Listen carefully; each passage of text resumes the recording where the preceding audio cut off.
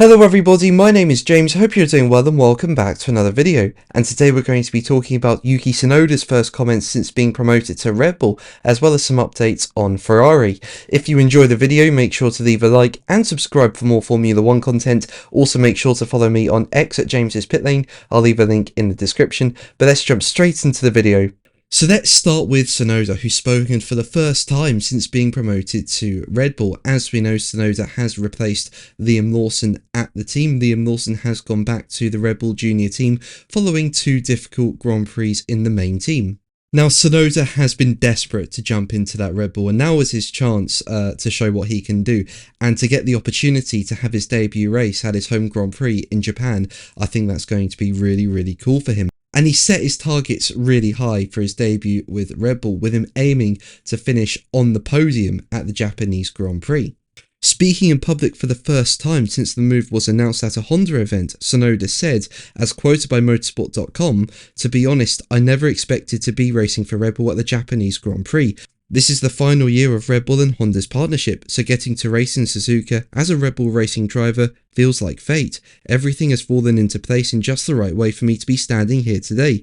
Of course, I was happy about joining Red Bull, but when I thought about it carefully, the idea of suddenly racing for Red Bull at the Japanese Grand Prix felt so unreal.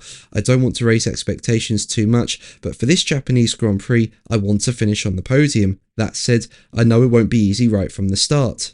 Now, Tsunoda has been doing a really good job in the Red Bull Junior team for the last few years, and he also got an opportunity to drive the main Red Bull during a post-season test in Abu Dhabi, and Tsunoda seemed to really get on with the car in that test. He spoke really positively of it. And it will be interesting to see how Tsunoda does. I think one of the big talking points going into the Japanese Grand Prix is, can Tsunoda get that car to where it should be? Or will Lawson in the Red Bull Junior team, go faster than Tsunoda in the Red Bull? And will questions about that second Red Bull seat continue?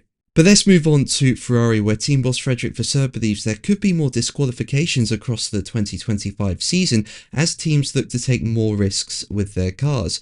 Now, both Ferraris were disqualified from the Chinese Grand Prix, Charles Leclerc for his car being 1 kilogram underweight, and Lewis Hamilton for having too much wear on the floor of his car. And on top of that, Pierre Gasly was also disqualified from the Chinese Grand Prix for his car being underweight too.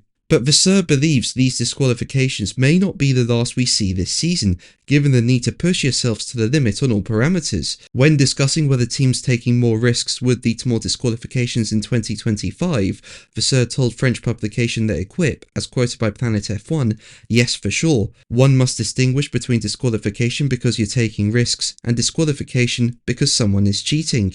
The goal of the game in F1 is to push yourself to the limit of all parameters, everywhere, to get to the last gram of weight, to get to the last tenth of a millimeter of the plank, to get to the last millimeter of wing deformation. So certainly, the more pressure we're under, the more intense the battle, the more we need to get close to these limits, and the more risks we need to take." Now, as we know, Ferrari haven't had the best start to the 2025 season, with them finishing 8th and 10th in Australia and 5th and 6th in China before being disqualified. There were positives that Hamilton was able to win the sprint race in China, but overall, the performance just hasn't been quite there compared to others. Now, it has been reported that Ferrari's ride height could be an issue, with it being said that maybe it's more sensitive than others' ride height, and that there may be a very small optimum ride height window that the team can have a good aerodynamic platform in. But it looks like the team are making steps forward to perhaps try and improve that ride height issue and to bring more pace to the car, with them set